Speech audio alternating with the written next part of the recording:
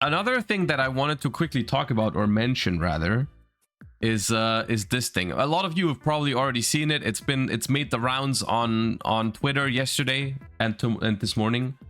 For those looking to attend the Yu-Gi-Oh! World Championship 2024 in Seattle, Washington on September 7th to 8th, we wanted to share that it is an exclusive event open only to duelists that qualify to compete this year.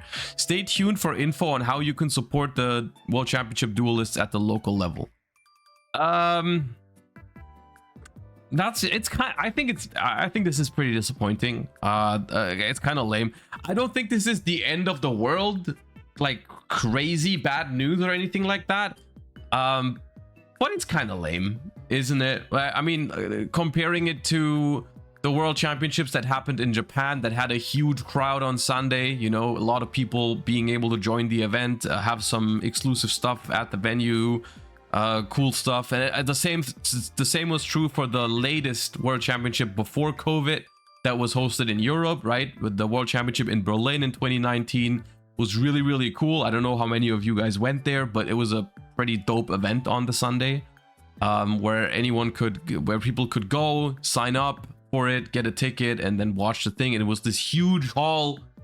It was this huge hall where you had this huge crowd and all that kind of stuff. And I will say, playing the 2023 Worlds Finals in front of that crowd was a big part of the excitement. So I wonder how it's going to be this year. It's obviously, if you make it to like the finals or whatever, it's still going to be really exciting, but without the crowd, I feel like it's going to be this big factor that's just missing.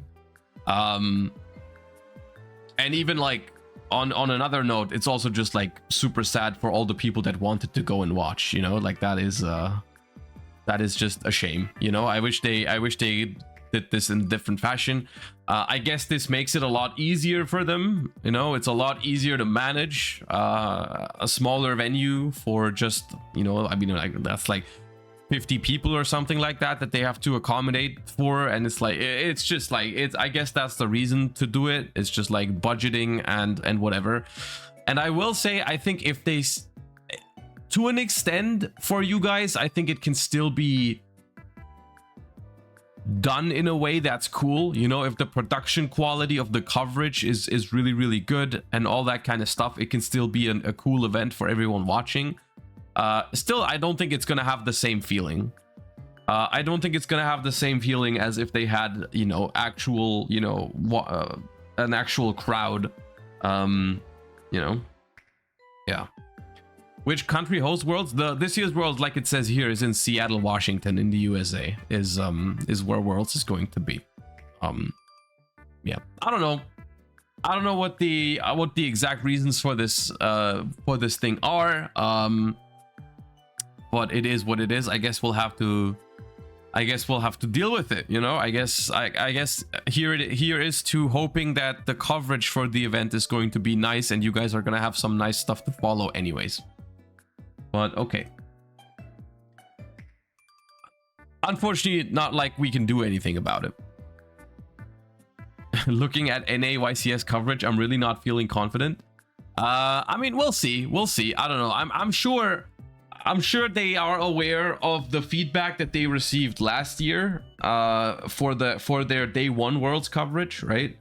And I hope that they put a lot of effort into the coverage side, at least, because if you think about it, the coverage, like the online coverage, is even more important than the coverage that they have, or the stuff that they have in the city, in the location.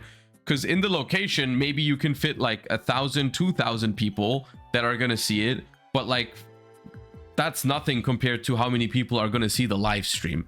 So maybe that's their reasoning. Maybe they were like, we're gonna save some budget on the venue and stuff, and instead we're gonna pump that budget into an insane live stream to make sure it looks as sick as possible for everyone watching from home. Copium. Maybe that's maybe that's maybe that's what's happening. Maybe. We'll see.